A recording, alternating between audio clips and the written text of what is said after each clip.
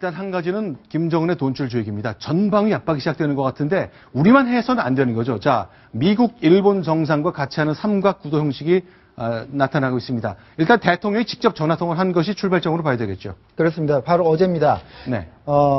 어제 그 삼국 정상이 연쇄적으로 통화를 했는데요. 네. 오바마 대통령이 오전 11시 20분에 박근혜 대통령이 전화를 했고 또 이어서 아베 일본 총리가 박근혜 대통령에게 전화했습니다. 그 전에 제일 먼저 아베 총리가 오바마 대통령에게 10시 반쯤 전화를 해서 35분간 현 상황에 대해서 대응 방안을 논의하는 것으로 그렇게 알려졌습니다. 근데 이제 사실은 이제 우리가 미국과 일본의 도움을 받아야 되는 상황인데 대통령이 좀 급하니까 전화 걸고 좀 같이 합시다 이렇게 했어야 되는 것 같은데 오바마 대통령이나 아베 총리가 먼저 전화를 걸어왔군요. 좀 동지의식, 동맹의식 그런 건가요? 일단 이 상황을 가장 그 국익 극대화에 활용하는 측은 지금 일본입니다. 네. 아베 총리는 이런 그 북한의 도발 상황을 활용해서 헌법 개정이라든가 국내 정치에 활용하고 있죠. 그래서 가장 기민하게 움직입니다. 그래서 보면은 전화도 항상 제일 빨리 합니다. 지난달 6일에 핵실험 때도 아베 총리가 가장 먼저 전화를 걸었죠. 이번에도 마찬가지였습니다. 먼저 오바마 대통령에게 전화하고 그 다음에 오바마 대통령이 박 대통령에게 전화하고 그런 순서를 밟은 것이죠. 알겠습니다. 자, 우리 군 대통령의 명령에 따라 움직여야 돼 있습니다. 과연 우리 군은 지금 어떻게 움직이고 있을까요? 자, 북한 상황 상당히 긴박하게 돌아가는데 이번에는 국방부로 한번 가보겠습니다. 조영민 기자, 지금 상황 어떻습니까?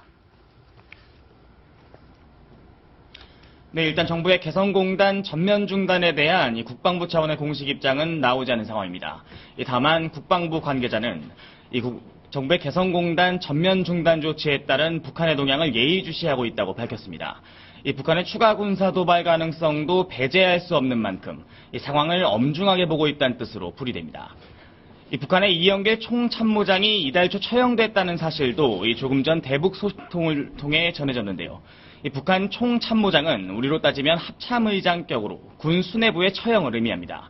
때문에 이 부분 역시 북한군 내부에 상당한 영향을 줄 수 있는 요소인 만큼 우리 군도 주시하고 있습니다. 북한의 핵실험에 이은 이 미사일 도발로 촉발된 긴장 상황을 놓고 정부가 국제사회의 협력을 촉구하는 한편 독자적인 대북 제재 조치에 나선 가운데 군도 한미 간 사상 최대 규모의 합동훈련을 예고하고 있습니다. 다음 달 열릴 키 리졸브 훈련과 독수리 연습에 미군의 핵 항공모함 전단까지 투입된다고 공개했는데요. 특히 이번 훈련에서는 유사시 북한 수뇌부를 제거하는 이른바 참수작전 훈련도 예정돼 있는 것으로 알려졌습니다. 이와 함께 한미일 3국 합참의장은 북한의 장거리 미사일 도발 사태에 맞서 내일 공동회의를 열고 군사적 공조태세와 정보 공유 필요성을 재확인할 예정입니다. 지금까지 국방부에서 채널A 뉴스 조영민입니다.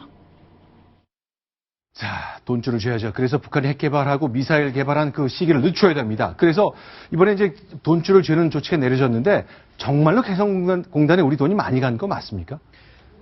네, 오늘 홍영표 통일부 장관의 발표를 오후 5시에 보셨을 텐데요. 네. 홍 장관이 지금까지 개성공단을 통해서 북한에 흘러간 돈이 6,160억 원 정도 된다 이렇게 발표를 했죠. 자, 현찰이 넘어간 것이 6,160억 원이다. 네.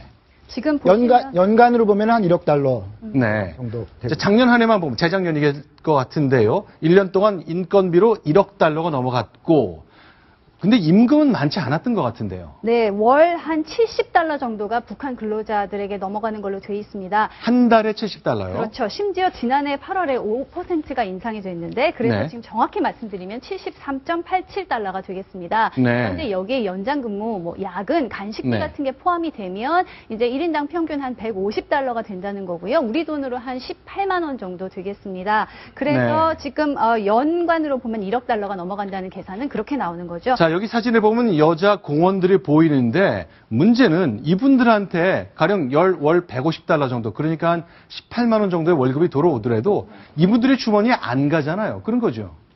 그렇습니다. 네. 이 점이 북한하고 쿠바가 똑같은 그 방식을 쓰고 있는데요. 네. 외국 기업들이 자기 근로자들에게 돈을 주면 국가가 다 가져갑니다. 네. 국가가 다 가져가고 노동자, 근로자들에게는 그 돈을 주지 않고 대신에 먹을 것, 입을 것 같은 그 물표를 지급하는 것이죠. 물론 네. 북한산이기 때문에 굉장히 싼 겁니다. 자, 그런데 지금 보이시는 근로자 관련 얘기 하나 더 여쭤보자면 저분들이 개성공단에서 일하니까 개성공단에서 출퇴근을 할 것 같지만 저분들이 개성 사람이 아니라면서요. 전국 각지에서 모인 사람들이겠죠. 여러분들이 잘 아시겠지만 북한은 1990년대 경제난 이후로 모든 산업이 80% 이상이 파괴됐습니다. 그래서 개성공단에서 일할 정도의 건강과 육체적 조건을 가진 사람들이 없는 거죠. 그래서 전국에서 노동자를 끌어모은 게 지금 한 5만 명 정도 되는 겁니다. 자, 그러니까 저 공원들 이제 많은 지난 10년간 남북 간이 접촉하면서 한국식 문화도 많이 배웠겠습니다만 많은 사람들이 얘기하는 것이 개성공단 하면 떠올리는 게 초코파이라 그러잖아요. 그렇죠. 저게 개성공단 내에서는 화폐처럼 작동하기도 했다 그러던데요. 네, 맞습니다. 저 초코파이 굉장히 인기여서 북한 근로자들이 간식으로 받아서 자신들이 먹지 않고 가족에게 가져가거나 장마당에서 다시 매매를 한다는 걸로 알려져 있고요. 굉장히 고가에 팔렸던 것으로 알려져 있습니다. 그래서 남한의 자본주의의 상징으로 자본주의를 북한에 전파하는 아주 대표적인 작은 제품이다. 이렇게 평가도 받았었죠. 자, 5만 4천 명의 개성공단 근로자들 일단 내일부터는 일할 곳이 없어지고 월급은 나중에 어떻게 정산할지는 또 남북이 얘기해야 되겠습니다만 우리 기업들이 좀 피해를 입긴 입을 것 같아요. 그러나 대비가 좀 돼 있습니까? 지금 남북교류협력기금이라는 네. 게 있고요. 2013년에 네. 160일 넘게 폐쇄가 됐을 때만 해도 네. 그때 경협보험금이라는 게 있었습니다. 네. 그래서 손해를 보는 기업들에 대해서는 정부가 경협보험금을 통해서 이제 손실을 보상을 해줬었고요. 네. 이 남북교류협력기금이라는 거는 지금 한 1조 6천억 정도가 지금 조성이 돼 있는데 이게 다 우리 세금으로 조성한 거잖아요. 그렇죠. 그러니까 정부나 민간의 출연금에다가 네. 금융기관의 차입금이라든지 아니면 뭐 채권을 발행해서 만들어지는 금액들입니다. 원래는 이제 예전에는 인도적 지원으로 쌀, 비료 지원 같은 거를 할 때도 여기서 썼었고요.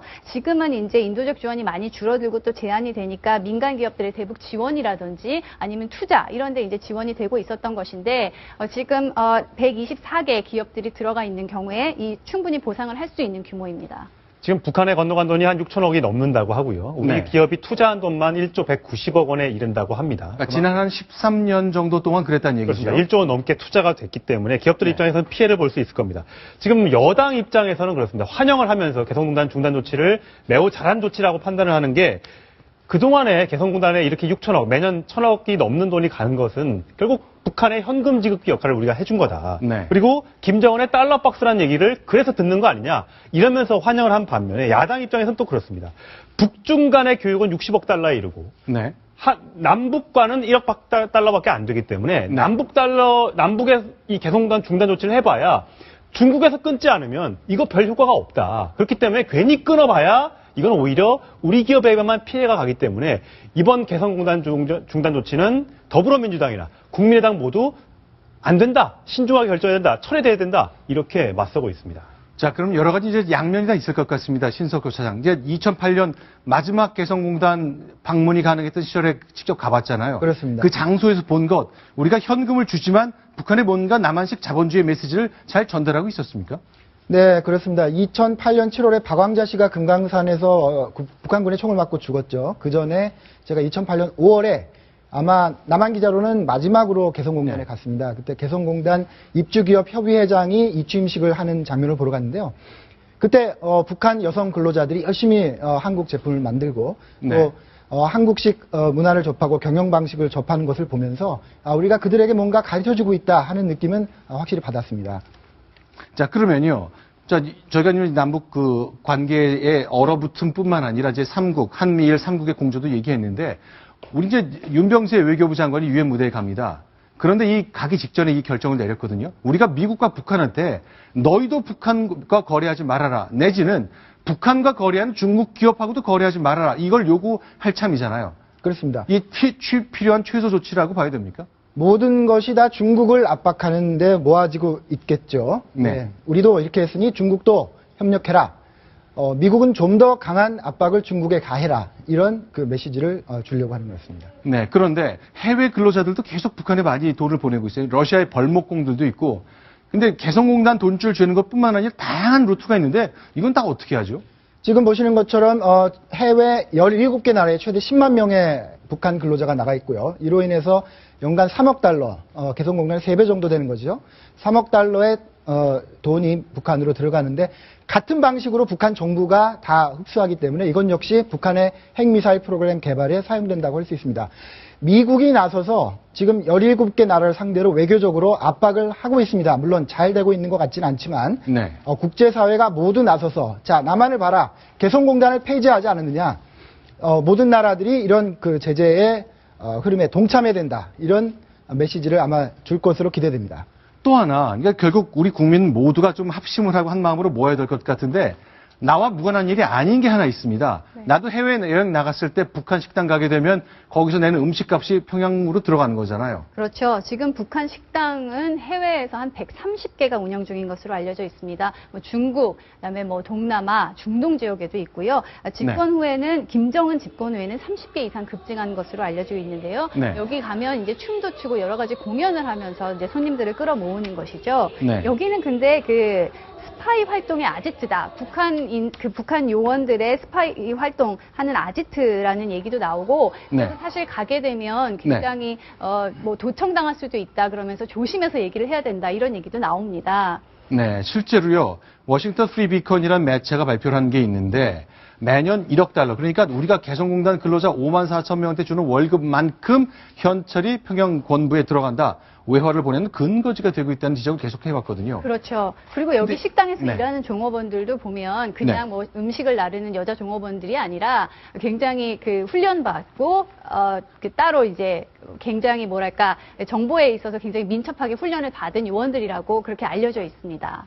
네, 이제 세계 해외에 나가는 이제 관광지에 가봐도요. 우리가 이제 관광지에서 쓰는 돈들이 좀 있는데 캄보디아의 앙코르와트라는 것도 저희가 몇 번 소개해드린 적 있잖아요. 그것이 우리 돈이 북한 건부로 가는 것, 어떤 것들이 좀 다시 한번 좀 정리해 보겠습니다. 네. 네, 최근에 캄보디아에 그 북한의 박물관이 문을 열었습니다. 굉장히 유명한 앙코르와트 사원 옆에서 불과 3km밖에 떨어지지 않은 곳에 이제 그랜드 파노라마라는 이름으로 이제 지어졌는데요. 보시면 1천만 달러가 투입된 걸로 알려져 있습니다. 우리나라 돈으로 모두 116억 원, 그러니까 100억이 넘는 돈이 이 박물관에 투입이 된 겁니다. 네. 여기에는 또 50명이 넘는 그 예술가, 북한의 예술가들이 가서 작업을 하고 있다 이렇게 알려지면서 도대체 북한이 이 투자금을 회수할 수 있을까 이렇게 궁금해하는 사람들이 많은 지경이죠.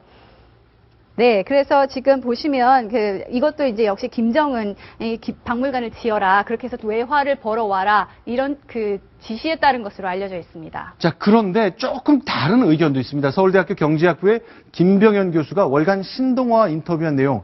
이 김병현 교수가 박근혜 대통령과 같이 일하는 통일준비위원회 전문위원이잖아요. 대통령한테 자문한 사람이잖아요. 그렇습니다. 북한학자이자 경제학자죠. 그래서 경제적 측면에서 북한을 많이 이야기하는데 오늘 한 발언은 이겁니다. 중국이 있는 한 어떤 제도도 무의미하다. 왜냐하면 중국이 후경국으로서 낮은 가격에 무연탄을 팔고 네. 그리고 중국 기업은 시세와의 차익 중 일부를 북한으로 준다. 이런 식으로 북한에 그 남는 돈을 주기 때문에 네. 한국이나 다른 나라들이 아무리 그 강한 제재를 해도 소용이 없다는 것이죠. 그러니까- 예를 들어서 북중 무역 규모가 6조 원이라면 그 뇌물로 준 네. 흑백이 4천억 원에 달한다. 네. 중국 경기가 좋고 무연탄 가격도 폭등해서 북한 권력 집단 등이 따뜻하고 배부를 때 오이사 조치를 취했다. 이런 그 비판적인 조언을 이제 가했네요. 네, 6년 전 2010년 얘기입니다. 천안함 폭침 사건이 생겼을 때 오이사 조치를 내렸는데 그때가 마침 세계 경기가 너무 좋아서 원자재 값이 너무 뛰어서 북한이 횡재를 했다 그런 얘기인데 어쨌건 이렇게 중국이 북한의 자연자원, 천연자원을 계속 사주니까 현금이 계속 들어간다는 겁니다. 자, 그럼 정리하는 차원의 질문 좀 드리겠습니다. 중국 움직일 가능성이 없잖아요. 그 도대체 어떻게 돈줄을 계속 말리게 하는 거죠? 어쨌든 중국을 국제사회가 계속 압박해야 됩니다. 중국도 이제 G2 국가죠. 미국과 더불어서 양강대국으로 지금 성장하려고 하는 나라이기 때문에 북한 때문에 체면을 계속 구길 것이냐 아니면 북한을 제어하면서 진정한 양강 그 선진국으로 발돋움할 것이냐 하는 그 선택의 질문을 우리가 계속 해야 되는 것입니다. 알겠습니다. 오늘 정부가 내린 개성공단 잠정 폐쇄 조치, 아니 완전 중단이라고 표현해야 되겠죠. 하지만 사실상 폐쇄에 가는 그 첫발이 될 가능성이 매우 높다 그럽니다. 자, 내일이면 철수가 본격화하고요. 이제 철수를 위한 논의가 남북 간에 시작될 겁니다. 아직 북한은 아무런 반응도 내놓지 않고 있습니다. 내일 김승현의 뉴스탑10 다시 한번 이 문제 집중 점검하겠습니다. 자, 동아일보의 이정은 차장께서는 여기서 좀 인사를 드려야 될 것 같고요. 새로운 패널과 함께 계속 얘기 나누겠습니다. 오늘 말씀 잘 들었습니다. 고맙습니다.